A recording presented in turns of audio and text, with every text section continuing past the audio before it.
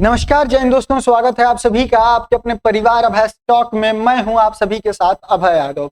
साथियों, यहां पर अमेरिका में एक रिपोर्ट आई है और उसने मांग किया है कि जो आरएसएस है और जो भारत की RNWA टीम है, यानी कि जो हमारी खुफिया एजेंसी है और जो आरएसएस है संगठन है, जिसके बारे में आप जानते हैं बहुत ही अच्छे तरीके से, तो इन दोनों को यहाँ पर बैन करने की उसने बात की है। इसकी मांग की गई है कि इन दोनों को बैन किया जाए, भारत को हथियार बेचना बंद किया जाए और बहुत सारी चीजों का जो है कि यहाँ पर जिक्र इस रिपोर्ट में किया गया है। तो आइए आपको बताते हैं कि ये रिपोर्ट है क्या और इसका क्या असर होगा और ये इतनी इंपॉर्टेंट क्यों है। ठीक है, तो चलिए स्टार्ट करते हैं सारी चीजें और आपको विस्तार पूर्वक समझाते हैं। साथियों, ये यहाँ पर US religion freedom panel recommended targeted sanctions on RSS and RNAW, यानी कि यहाँ पर जो यूएस की एक एजेंसी है, एक तरीके से एजेंसी ही कह लीजिए, जो कि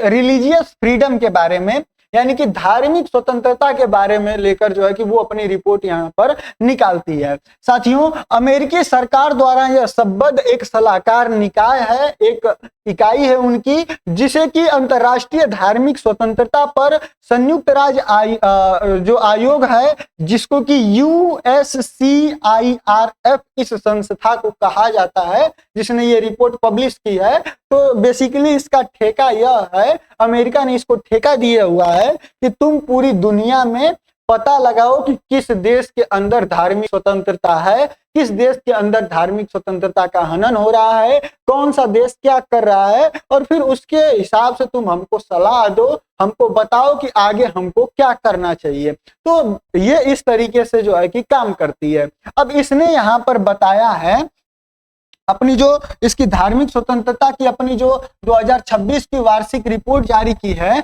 जिसमें इस रिपोर्ट ने आयोग से सिफारिश की है कि अमेरिकी सरकार धार्मिक स्वतंत्रता के कथित उल्लंघन के कारण में कुछ भारतीय संस्थाओं पर प्रतिबंध लगाए और भारत के खिलाफ यहाँ पर कड़े कदम उठाए।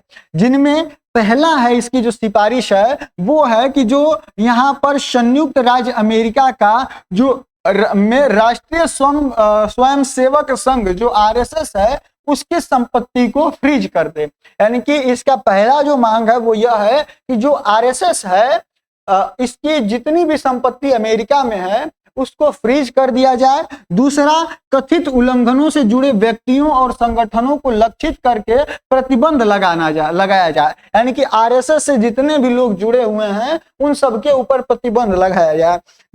आरएसएस के बारे में आप लोग बहुत बेहतर से जान रहे हैं और इस समय इस पर कुछ भी टिप्पणी करना मतलब आप लोग समझ रहे हैं, लेकिन ये रिपोर्ट जो यहाँ पर जारी की गई है, इसके अनुसार कहा गया है, इसकी मांग है कि आप आरएसएस से जुड़े लोगों को यहाँ पर प्रतिबंधित कर दीजिए अमेरिका आने से और अन्य चीजों से जो है कि उस पर प्रतिबंध लगा दीजिए। अगर ये ऐसा कर दें तो मतलब आप सोच के देखिए एक बार कि लगभग आधी से ज्यादा बीजेपी जो है वो साफ हो जाएगी। उन पर के ऊपर साफ का मतलब उनके ऊपर ही प्रतिबंध लग जाएगा।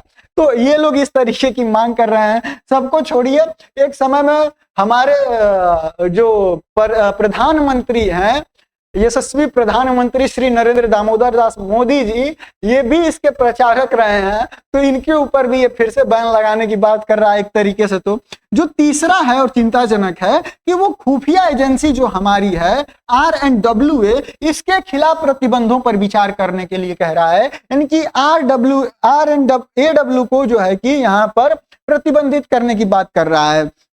भारत को अमेरिकी हथियारों की बिक्री रोकने या फिर इस पर प्रतिबंध लगाने की ये सलाह दे रहा है। और जो पांचवा चीज है वो है कि अमेरिकी धार्मिक स्वतंत्रता कानून के तहत भारत को जो विशेष यहाँ पर जो विशेष चिंता का देश है, जिसको कि CPC बोला जाता है, वो घोषित करने की बात कर रहा है, जो कि यहाँ पर भारत के लिए थोड़ा बेकार चीज है। हालांकि यह केवल सिर्फ और सिर्फ सुझाव है, इसको यह स्वतः लागू करने की नीति नहीं है। यानी कि ये जो क्या कहते हैं इकाई है USCIRF, ये यहाँ पर इसको लागू खुद से नहीं कर सकती है, ये सिर्फ और सिर्फ जो है कि यहाँ पर सुझाव दे सकती है। इसके द्वारा ये सुझाव यहाँ पर दिए गए हैं। अब बात करें कि यह क्या है, तो मैंने आपको बता ही दिया कि अंतर्राष्ट्रीय धार्मिक स्वतंत्रता कानून स्वतंत्रता पर संयुक्त राज्य आयोग की एक स्वतंत्र जो द्विदलीय संघीय निकाय है, यानी कि इसमें पक्ष विपक्ष सबके मेंबर जो है कि इसमें रहते हैं। इसकी स्थापना 1998 में जो है कि की गई थी, कि इसको ठेका दिया इन सभी लोगों ने मिलकर, अमेरिकियों ने, कि देखो तुम अंतर्राष्ट्रीय धार्मिक स्वतंत्रता अधिनियम IRFA के द्वारा इसको दी गई थी और इसको ठेका दे दिया गया था कि तुम पूरे दुनिया पर जो धार्मिक स्वतंत्रता है उसकी निगरानी करो, उसका कार्य इसको जो है कि दिया गया था। अब इसके कार्यों में क्या शामिल है, तो यह विश्व भर में धार्मिक उत्पीड़न के जांच करती है, वार्षिक रिपोर्ट प्रकाशित करती है और अमेरिकी राष्ट्रपति, उसकी कांग्रेस यानी कि संसद और विदेश विभाग और जो विदेश नीति संबंधी कार्य है उसको यह सलाह देने का काम करती है। यानी कि एक यहाँ पर ये इंपॉर्टेंट चीज तो है ही, वहीं अगर इसके महत्वपूर्ण बिंदुओं को देखें तो यह स्वयं प्रतिबंध नहीं लगा सकती है, यानी कि यह जो है निकाय खुद से प्रतिबंधित नहीं कर सकती है किसी भी चीज को, यह केवल नीतिगत कार्यों के लिए सिफारिश कर सकती है और यह अंतिम निर्णय जो है वो अमेरिकी विदेश विभाग जो है कि यहाँ पर लेता है। ठीक है, अब आगे बढ़ें। इसने भारत के इस आयोग ने भारत की आलोचना क्यों की है, अगर इसकी बात करें तो 2026 की रिपोर्ट में कहा गया है कि भारत में जो धार्मिक स्वतंत्रता है उसकी स्थिति 2025 के दौरान से बिगड़ गई है और आयोग ने इसके लिए कई कारकों को जो है जिम्मेदार ठहराया है, जिसमें पहला है जो धर्मांतरण विरोधी कानून है। भारत के कई राज्यों में जबरन धर्मांतरण के खिलाफ यहाँ पर कानून है। यहाँ पर जो जबरन एक मिनट रुक जाइएगा जी, तो यहाँ पर जो जबरन धर्मांतरण होता है उसके खिलाफ कानून है। आपने अगर आप गौर किए हो तो इस समय हालिया के दिनों में आपने देखा होगा कि कई चर्चों के ऊपर जो है कि छापा मारा गया और वहां से जो उनके जो क्या होते हैं फादर जिनको शायद कहा जाता है, उनको वहां से वो लोग उठाकर ले गए, पुलिस वाले ले गए और उनके ऊपर आरोप ये था कि ये जबरन जो है धर्मांतरण कराते थे। देखिए, अगर कोई व्यक्ति स्व इच्छा से, अपनी इच्छा से किसी धर्म को अपनाता है वो अलग चीज होता है, वो उसकी मर्जी है, उसको भारत की संविधान जो है वो स्वतंत्रता देता है। लेकिन आप किसी भी व्यक्ति को अंधभक्ति में या फिर जो है आप उसको बरगला कर या गलत तरीके से किसी दबाव के कारण जो है दबाव में लाकर आप उससे धर्म परिवर्तित कराते हैं, उसका धर्म परिवर्तित कराते हैं, तो ये तो गलत चीज है, ये नहीं होना चाहिए। और यही हो रहा था जिसके खिलाफ यहाँ पर कानून है कि अगर ऐसा कोई करता है तो उसके ऊपर कार्यवाही होगी। तो इस आयोग ने कहा है यह जो कानून है ये लोग इसका गलत उपयोग करते हैं।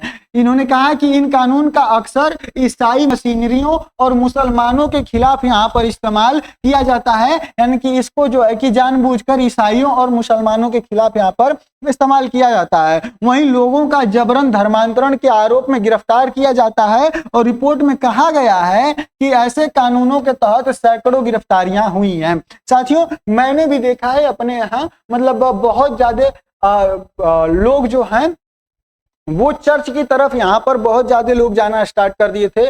चर्च की जो मात्रा है, जो उपस्थिति है, वो हम लोगों के क्षेत्रों तक बढ़ी थी और जो निचली कास्ट के या फिर जो निचली श्रेणी के लोग हैं वो आते हैं, वो लोग ज्यादा इसकी तरफ जो है कि मूव हो रहे हैं, क्योंकि उन लोगों को बताया जाता है कि ऐसा है, ये है, वो है, और लालच दिया जाता है, उनके रोगों को ठीक करने की बात जो है कि की जाती है उसमें कि आप यहाँ पर आइए तो ऐसा होता है। ऐसा हमारे यहाँ मैंने देखा है अपने यहाँ, तो मैं इस चीज को बता रहा हूँ। तो वहां पर भी जो है कि छापा मारकर उसको भी गिरफ्तार किया गया। तो इसका कुल मिला जुला कर कहना यही है कि ये इस तरीके से बरगला जो है जबरदस्ती इस कानून का गलत उपयोग किया जा रहा है। अगला, भीड़ हिंसा और स्वघोषित न्यायाधिकरण। जो भीड़ हिंसा होती है, भीड़ के द्वारा किसी को मारा जाता है, अल्पसंख्यकों को मारा जाता है और जो है कि खुद से ही निर्णय ले लिया जाता है न्याय का उस पर। जैसे कि रिपोर्ट में बताया गया है कि भीड़ द्वारा हमला, जैसे कि गौ रक्षा के नाम पर हिंसा करना और चर्चों पर हमला जैसे मुद्दों पर यहाँ पर प्रकाश डाला गया है। यानी कि कुछ ऐसे समुदाय, कुछ ऐसे ग्रुप्स हैं जो कि गौ रक्षक के नाम पर वो लोग हिंसा करते हैं और जो है ये चर्चों पर हमला करते हैं। ऐसा इस रिपोर्ट में कहा गया है कि ये लोग जबरन गलत चीज जो है कि करते हैं इसके नाम पर। साथियों, इसके अनुसार धार्मिक अल्पसंख्यकों को कभी कभी लिचिंग, मारपीट पूजा स्थलों को नष्ट करने जैसी घटनाओं का यहाँ पर सामना करना पड़ता है। वहीं रिपोर्ट में दावा किया गया है कि कानून प्रवर्तन एजेंसियां अपराधियों के खिलाफ हमेशा सख्त कार्रवाई नहीं करती हैं, यानी कि अगर यहाँ पर कोई भी कार्रवाई की बात होती है तो इन लोगों के विरोध जो ऐसा काम करते हैं, हिंसक काम करते हैं, उनके खिलाफ कोई सख्त कार्रवाई यहाँ पर नहीं होती है। अब बात करें कि जो अगला है कि कार्यकर्ताओं की गिरफ्तारियों के बारे में, तो रिपोर्ट में कार्यकर्ताओं की गिरफ्तारियों का भी यहाँ पर जिक्र किया गया है, जिसमें कि उदाहरण के तौर पर उमर खालिद का नाम आप सभी लोगों को आई थिंक याद होगा। जब CAA यहाँ पर लाया जा रहा था तो उसके विरोध प्रदर्शन में के सिलसिले में 2020 में UAPA के तहत इसको जो है कि जेल में रखा गया है, अभी तक ये है। वहीं आयोग ने तर्क दिया कि अल्पसंख्यक कार्यकर्ताओं को कभी कभी बिना मुकदमे के लंबे समय तक यहाँ पर हिरासत में रखा जाता है। अब साथियों आगे बढ़ें और बात करें RSS के विशेष रूप से इसको क्यों निशाना बनाया गया है, कि RSS को ही यहाँ पर टारगेट क्यों किया गया है। तो देखिए रिपोर्ट में राष्ट्रीय स्वयंसेवक संघ जो RSS है इसके विशेष रूप से निशाना बनाया गया है। इसका कारण है कि इसे भाजपा का वैचारिक जनक संगठन माना जाता है, यानी कि माना जाता है कि जो बीजेपी पार्टी है उसकी जो वैचारिक जनक संगठन है वो RSS है। यानी कि लगभग आप अगर देखें तो जितने भी लोग बीजेपी में हैं वो मैक्सिमम लोग जो है वो कभी ना कभी RSS में रहे हैं, RSS के साथ जुड़े रहे हैं। तो जो RSS की विचारधारा है वही विचारधारा बीजेपी पार्टी की विचारधारा है, तो इसलिए इसको जो है कि यहाँ से जोड़ा जाता है। आलोचकों का तर्क है कि यह अल्पसंख्यकों को प्रभावित करने के लिए नीतियों पर असर डालता है। वहीं आयोग ने सिफारिश की कि अमेरिका में RSS की संपत्तियों को फ्रीज कर दे, सदस्यों पर वीजा प्रतिबंध लगाना या फिर वित्तीय प्रतिबंध लगाना, यानी कि जो इसके मेंबर्स हैं उनके ऊपर प्रतिबंध लगा दो कि वो यहाँ पर कभी भी अमेरिका में न आ पाए, उनके वीजा का प्रतिबंध लगाना।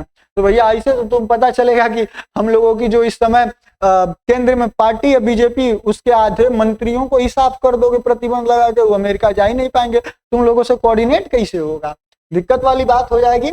बात करें पैनल का आरोप है कि यह संगठन असहिष्णुता का माहौल यहाँ पर बनाने का योगदान देता है। बाकी आगे अगर R&AW के बारे में बात करें, जो हमारी रिसर्च एंड एनालाइजिंग विंग है, इसके खिलाफ प्रतिबंध लगाने की, तो इसने इसका ऐसा क्यों किया, तो अंतरराष्ट्रीय जो दमन का इसका पर आरोप लगाया गया, विदेश में कार्यकर्ताओं को कथित निगरानी या उनके खिलाफ कार्रवाई का इस पर आरोप लगाया गया। यह आरोप विदेशों में सिख अलगाववादी कार्यकर्ताओं से जुड़े विवादों से संबंधित है। जैसा कि आप सभी लोगों ने देखा होगा कि कनाडा में ये खालिस्तान का जो नारा देने वाले थे, इनके ऊपर मतलब कोई अनजान व्यक्ति इन लोगों को मार देता था। पाकिस्तान में भी कितने यहाँ पर अटैक्स हुए जिसमें मारे गए, तो कनाडा में भी ऐसा हुआ था। जो उनका एक मेन लीडर है, उसका पता नहीं क्या नाम है, याद नहीं आ रहा मुझको, तो वो यहाँ पर उसके ऊपर भी अटैक प्लान किया गया था।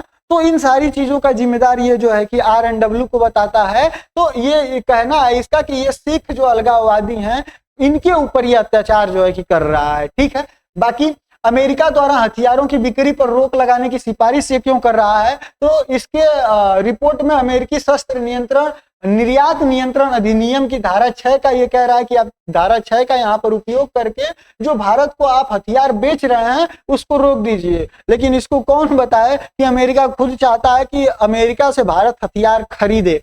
ठीक है, वहीं इससे भारत को अमेरिकी रक्षा निर्यात प्रतिबंधित होगा और हथियारों और की बिक्री को धार्मिक स्वतंत्रता के सुधार से जोड़ा जाएगा। यानी कि इसका कहना है कि जब भारत को हथियार नहीं मिलेगा तो वो जो है कि इसमें कमी करेगा, जो ये यहाँ पर हिंसा हो रही है, जो गलत चीजें हो रही हैं, धार्मिक जो शोषण हो रहा है उसको ये कम कर देगा। यह महत्वपूर्ण इसलिए है कि भारत और अमेरिका के रक्षा सहयोगों में फाइटर एयरक्राफ्ट की टेक्नोलॉजी, ड्रोन, नेवल इक्विपमेंट और मिसाइल सिस्टम जो है कि यहाँ पर शामिल है। ये सभी इससे जो है कि इफेक्ट हो सकते हैं। अब बात करें कि कंट्री ऑफ पर्टिकुलर कंसर्न जो CPC है, इसमें भारत को रखने की बात जो इसने कही है, तो देखिए यह सबसे महत्वपूर्ण सिफारिशों में से एक थी। भारत को विशेष चिंता के देश में घोषित करना। अमेरिकी कानून के तहत CPC पदनाम उन देशों के ऊपर लागू होता है जो धार्मिक स्वतंत्रता, जो यहाँ पर धार्मिक स्वतंत्रता की का व्यवस्थित निरंतर गंभीर उल्लंघन करते रहते हैं। उनको जो है कि इस सीपीसी की कैटेगरी में रखा जाता है। अगर देखें कि कौन इसमें है तो इस समय चीन, ईरान, उत्तर कोरिया, म्यांमार और पाकिस्तान वो सीपीसी की कैटेगरी में आते हैं।